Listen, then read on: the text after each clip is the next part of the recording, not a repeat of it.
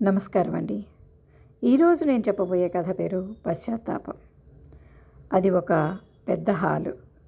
ఆ హాల్లో జనాలందరూ చాలామంది గుంపుగా ఉన్నారు. ఆ గుంపు మధ్యలో ఒక ఆవిడ చూడడానికి చాలా హుందాగా, ఒక 35-40 సంవత్సరాల మధ్యలో వయసు ఉన్న ఆవిడ. చూడడానికి చాలా హుందాగా ఉంది, చాలా డిగ్నిఫైడ్గా ఉంది. ఆవిడ నడుచుకుంటూ వస్తుంటే అందరూ దండాలు పెడుతూ, అమ్మ, మాకు మీరు చేసిన సహాయాన్ని ఎన్నటికీ మర్చిపోలేము అనుకుంటూ దండం పెట్టి దారిస్తూ ఉన్నారు. ఆవిడ హుందాగా నడుచుకుంటూ వాళ్ళందరి మధ్యలో నుంచి వచ్చి కారెక్కి ఇంటికి వెళ్ళింది. ఇంటికి రాగానే వాళ్ళ అమ్మ ఎదురొచ్చింది, మంచినీళ్ళు ఇచ్చింది. అంతే గబగబా బెడ్రూమ్లోకి వెళ్ళి తలుపులు వేసుకొని మంచం మీద పడుకొని ఒక్కసారిగా ఏడవడం మొదలెట్టింది. ఏడుస్తూ ఏడుస్తూ అలాగే గతంలోకి జారుకుంది.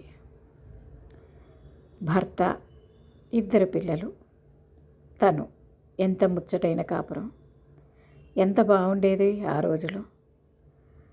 ఏదైనా సరే తన శక్తి కొలది అడిగిన వెంటనే తనకు ఉన్న దానిలో తెచ్చిచ్చే భర్త, ముచ్చటైన 2 పిల్లలు.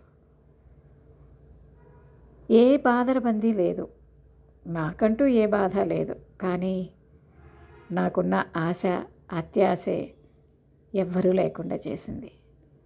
ఈరోజు సమాజంలో నాకు చాలా మంచి పేరు, కీర్తి ప్రతిష్టలు ఉన్నాయి.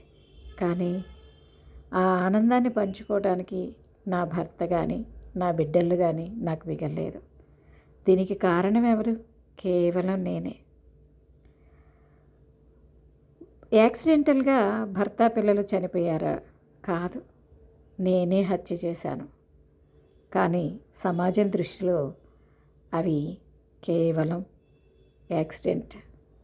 కానీ నిజానికి నా వల్ల చనిపోయారు, నేనే హత్య చేశాను, నేను ఒక హంతకిని అని కుమిలిపోతూ ఏడుస్తూనే ఉంది. ఏడుస్తూ గతంలోకి జారుకుంది. భర్త ఎంతో ఆనందంగా మల్లెపూలు, స్వీట్స్ తీసుకొని పరిగెత్తుకుంటూ లోపలికి వచ్చాడు. సునంద, చూసావా, ఈరోజు నాకు ప్రమోషన్ వచ్చింది. ప్రమోషన్ వచ్చిందా? ఆహా, జీతం ఎంత పెరుగుతుంది ఏంటి అని అడిగింది. ఒక 1000 రూపాయలు పెరుగుతుంది అన్నాడు భర్త ఆనందంగా. 1000 రూపాయలా? ఈ 1000 రూపాయలతో ఏమొస్తుంది? కనీసం ఒక చీర కూడా రాదు. ఏంటిటా ప్రమోషన్ వచ్చి ఉపయోగం అని ఏసిడింపుగా మాట్లాడింది సునంద. ఊరుకోవై, 1000 రూపాయలు వస్తే ఎన్ని చేయొచ్చా చీర తెలుసా? పిల్లలకి 4 జతల బట్టలు తీసుకోవచ్చు. అలాగే కావాలి అంటే ఆ 1000 రూపాయలు నెల పోస్ట్ ఆఫీస్లో కడితే 10 సంవత్సరాల తర్వాత బోల్డ్ డబ్బు వస్తుంది. మనం చేయాలంటే ఎన్నో చేయొచ్చు, 10 మందికి భోజనం పెట్టచ్చు, ఏదైనా చేయొచ్చు అని అంటాడు భర్త సుందర్ సంతోషంగా. సర్లేండి, రండి అంటే స్వీట్ నోట్లో పెట్టుకొని ఆ స్వీట్ తీసి నోట్కి అందిస్తుంది భర్తకి. ఆ తర్వాత పిల్లలిద్దరూ పరిగెత్తుకుంటూ వస్తారు నాన్న దగ్గరికి. ఆ పిల్లల్ని ఎత్తుకొని ఎంతో మురిసిపోతూ వాళ్ళకు కూడా స్వీట్ తినిపిస్తాడు సుందర్. ముచ్చటైన కుటుంబం, ఎటువంటి ఒడిదొడుకులు లేనటువంటి కుటుంబం. భోజనం పెడుతూ, ప్రమోషన్ వస్తే కనీసం ఒక 25,000, 30,000 వస్తాయేమో అనుకున్నాను. కానీ మీకు వచ్చే పెరిగిన 1000 రూపాయల జీతానికి ఏమొస్తుంది? ఒక నగ, ఒక నట్రా, ఏమీ లేదు అనగానే, సునంద, జీవితానికి తృప్తి అవసరం. తృప్తి లేని మనిషి ఎప్పుడూ సంతోషంగా ఉండలేడు. మనకు వచ్చేది 10 రూపాయలైనా సంతోషంగా బతకగలిగితేనే బాగుంటుంది. అది గుర్తుపెట్టుకో. నేను ఎన్నోసార్లు చెప్పాను నీకు, సంతోషం అనేటువంటిది మనం చేసుకునేటువంటి పనుల్లో ఉంటుంది, అంతేగాని డబ్బులో ఉండదు. ఇది తెలుసుకో. చాలాసార్లు చెప్పాను, మళ్ళీ చెప్తున్నాను అని వెళ్ళిపోతాడు సుందర్. ఆ తరువాత ఎన్నో మార్లు డబ్బుల కోసం భర్తతోటి, ఆ రాణిగారు చూసారా, వాళ్ళ ఆయన మీలాగే మీ ఆఫీస్లోనే మీతోటి క్లర్కే. కానీ తను ఎంతో బల్ల కింద డబ్బులు తీసుకుంటూ ఏం చేశాడు? వజ్రాల హారం చేయించారు. మీరు ఉన్నారు ఎందుకు? నీతి నిజాయితీ అనుకుంటూ. ఏమొస్తుంది మీ నీతి నిజాయితీ? కూడు పెడుతుందా, గుడ్డ పెడుతుందా? ఎందుకు పనికిరారు? ఇప్పుడు శుభ్రంగా వాళ్ళు ఇల్లు కూడా కట్టుకుంటున్నారు అని చెప్పేయగానే, సునంద బాధపడకు, అలా వచ్చేది అప్పుడు ఎప్పటికీ నిలవదు. అన్యాయంగా 10 మంది తిట్టుకుంటూ ఇచ్చే డబ్బుతో ఏమొస్తుంది? అయినా నేను చేస్తుంది గవర్నమెంట్ ఉద్యోగం. నా ఉద్యోగానికి గవర్నమెంట్ నాకు డబ్బులు ఇస్తుంది. అంతవరకే నేను చేయగలను. అలాగే నేనేం తక్కువ చేశాను? ఉన్నంతలో సింగిల్ బెడ్రూమ్ కట్టుకున్నాం. ఒక చిన్న కారు కూడా కొనుక్కున్నాను, నానో కారు. మనకు లేనిదంటూ ఏమీ లేదు. కానీ మన ఆలోచన దృక్పథంలోనే ఉంటుంది. మళ్ళీ మళ్ళీ నువ్వు అదే చేస్తున్నావు అని కొంచెం సీరియస్గానే మాట్లాడతాడు సుందర్. ఈ విధంగా రోజులు గడిచిపోతూ ఉన్నాయి. ఒకరోజు ఇదే విధంగా డబ్బు విషయంలో చాలా పెద్ద గొడవ. నాకు వాళ్ళు ఇల్లు కట్టారు, డూప్లెక్స్ కట్టారు, మీతో పాటు పనిచేసేటువంటి వాళ్ళు.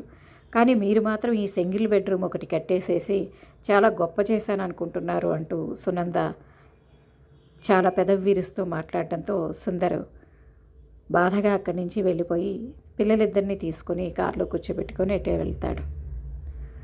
ఏదో కొప్పర్లో వెళ్ళాడులే, వస్తాడులే అనుకుంటూ సునంద ఉంటుంది. కానీ ఆ రోజు రాత్రికి కనిపించడు. ఇదేమిటి కనపడలేదు, ఏంటి రాలేదు అని ఫోన్ చేస్తే ఫోను స్విచ్ ఆఫ్ అవుతుంది. అప్పుడు కంగారు మొదలవుతుంది సునందకి. ఆ తర్వాత కొద్దిసేపటికి ఒక ఫోన్ వస్తుంది. ఇక్కడ కారు చెట్టుకు గుద్దేసింది. ఈ కారులో మొత్తం 3 ఉన్నారు. 2 పిల్లలు, ఒక మగ మనిషి. 35 సంవత్సరాలు ఉండొచ్చు అని చెప్పేసి ఫోన్ చేస్తారు. అందులో ఇక్కడ మీ ఆయన అడ్రస్ డీటెయిల్స్ చూస్తే ఫోన్ నెంబర్ ఇది ఉంది డ్రైవింగ్ లైసెన్స్లో, అందుకే మీకు కాల్ చేసామని అంటారు వాళ్ళు. వెంటనే కంగారు పడుతూ సునంద వాళ్ళ అమ్మా నాన్నని తీసుకొని అక్కడికి వెళ్తుంది. అంతే, భర్త పిల్లలిద్దరూ కూడా చనిపోయి ఉన్నారు. కోపంలో వెళ్ళిన మనిషి కోపంగా డ్రైవింగ్ చేయడం వల్ల చనిపోయాడు అనుకుంటూ అందరూ ఇదవుతారు. ఆ తర్వాత సునందకి ఏం చేయాలో అర్థం కాదు. అయితే మెల్లగా అన్నీ జరిగిపోయాయి, కార్యక్రమాలన్నీ జరిగిపోయిన తర్వాత ఒక 10 రోజుల తర్వాత ఎందుకో సునందకి ఒక నోటిఫికేషన్ వస్తుంది ఫోన్లో పైన, మెయిల్ ఫ్రమ్ సుందర్ అని. అంతే, ఈలోపు అది చూద్దాం అనుకునేలోపు కాలింగ్ బెల్ మోగుతుంది. వెళ్ళి తీస్తే ఎదురుగా ఎల్ఐసి వాళ్ళు వచ్చి కూర్చొని మాట్లాడుతూ ఉంటారు. మీరు సుందర్కి ఏమవుతారు అని అడుగుతారు. నేను సుందర్ గారి భార్యని అనగానే, అవునా, సుందర్ ఎలా చనిపోయారు అంటే యాక్సిడెంట్ వల్ల చనిపోయారు అనగానే, యాక్సిడెంటల్ ఇన్సూరెన్స్ ప్లస్ డెత్ ఇన్సూరెన్స్లు కలిపి కట్టారు సుందర్ గారు. దానికి అన్నీ పోను మొత్తంగా 2.5-3 కోట్ల వరకు రావచ్చు. ఆయన దేని మీద ఇన్వెస్ట్ చేయలేదు. అన్నీ కూడా దాదాపు ప్రతి సంవత్సరం, ఇది మాత్రం 3 సంవత్సరానికి 4 ఇన్స్టాల్మెంట్లు క్రమం తప్పకుండా కట్టేవారు. ఒక 5 సంవత్సరాల నుంచి కడుతూనే ఉన్నారు. సో మీకు అన్ని ఇన్సూరెన్స్లు 2-3 ఇన్సూరెన్స్లు ఉన్నాయి. అన్నీ కలిపితే దాదాపు 3 కోట్ల దాకా వస్తుంది. మీరు సంతకాలు పెట్టండి అని పెట్టించుకొని వెళ్ళిపోతారు. ఆ తర్వాత నోటిఫికేషన్ వచ్చింది. ఏమిటా, భర్త మెయిల్ ఐడి నుంచి నోటిఫికేషన్ ఏంటా అని చెప్పేసి ఆ నోటిఫికేషన్ని ఓపెన్ చేస్తుంది సునంద. అందులో, ప్రియమైన సునంద, నేను భర్తగా నీ దృష్టిలో అసమర్థుడైన నీ భర్తని. ఎన్నోసార్లు చెప్పాను, జీవితం అంటే డబ్బు మాత్రమే కాదు, సంతోషం ఎప్పుడూ డబ్బుతో రాదు అని కూడా నీకు చెప్పాను. కానీ నీవు దాన్ని ఎప్పుడూ పట్టించుకోలేదు. డబ్బు డబ్బు డబ్బు అని నన్ను పీడిస్తూనే ఉన్నావు. అంతేకాదు, ఈ డబ్బు మాయలో పడి పిల్లల్ని కూడా సరిగ్గా పట్టించుకోలేదు. పిల్లలకి ఆరోగ్యం బాగుందా బాగాలేదా ఇవన్నీ కాదు, నీకెంతసేపు షాపింగ్లు చేయాలి, తిరగాలి, పిల్లల్ని పట్టించుకునే ఓపిక, పిల్లలకి కనీసం భోజనం పెట్టే తీరిక కూడా నీకు లేదు. నీలాంటి వ్యక్తుల్ని సంతృప్తిపరచడం అనేది ఎప్పటికీ ఎవరి వల్ల కాదు. నా వల్ల నువ్వు ఏ సుఖాన్ని పొందలేకపోతున్నావు కదా, అందుకే నేను నా బిడ్డలు నీకు అడ్డం కాకూడదని నా బిడ్డల్ని కూడా తీసుకొని చనిపోతున్నాను. భయపడకు, ఇది సహజమైన చావుగానే, యాక్సిడెంటల్ డెత్గానే నీకు నేను వచ్చేలాగా చేస్తాను. అంతేకాదు, బహుశా ఈ మెయిల్ చేసేటప్పటికి నీ దగ్గరికి ఎల్ఐసి వాళ్ళు కూడా వస్తారు. ఎందుకంటే నేను నా భార్య బిడ్డల భవిష్యత్తు కోసమని ఇన్సూరెన్స్ క్రమం తప్పకుండా కడుతూ వచ్చాను. కాబట్టి నీకు తప్పకుండా డబ్బు వస్తుంది. అక్కర్లేని మేమేమి నీ జీవితంలో ఉంటాం. నువ్వెప్పుడూ మాకు ప్రేమను పంచలేదు. ఎప్పుడూ డబ్బు డబ్బు డబ్బు అని దెప్పి పొడుస్తూనే ఉన్నావు. ఈ బాధను నేను భరించలేకపోతున్నాను. సంతోషంగా ఉండాలి, నిన్ను మార్చాలి అని ఎంతో ప్రయత్నించాను.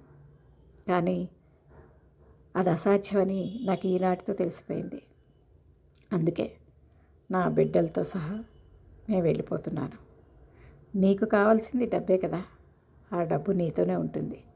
హాయిగా నువ్వు అనుకున్నట్టుగా, నువ్వు కోరుకున్నట్టుగా సంతోషంగా నీ జీవితాన్ని గడుపు. ఉంటాను, సుందర్.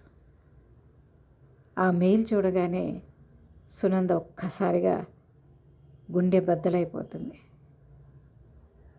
డబ్బు కావాలని కోరుకున్న మాట వాస్తవమే, కానీ మీరు లేని డబ్బు నేనేం చేసుకుంటాను, ఎందుకు మీరు ఇలా చేశారు అని ఏడవని రోజులు లేవు. అలా దాదాపుగా 1 సంవత్సరం గడిచిపోతుందనగా అప్పుడు అనిపించింది, డబ్బు ఉంది, అంతా ఉంది, కానీ ఏం చేయాలి నేను? పిల్లలు లేరు, భర్త లేడు, నా జీవితం ఏంటి అనుకున్న సునంద అప్పుడు వచ్చిన ఆలోచనే సుందర్ ఫౌండేషన్.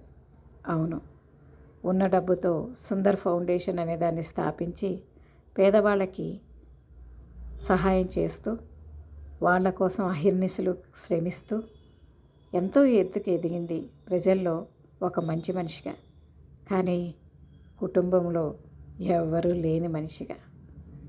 నచ్చిందా అండి ఈ కథ? ఈ కథ నా కథ అండి, నేను రాసిన కథ. నచ్చితే దయచేసి ఒక కామెంట్ పెట్టండి. నచ్చకపోయినా కూడా ప్లీజ్ దయచేసి నా ఛానల్ని సబ్స్క్రైబ్ చేసుకోండి.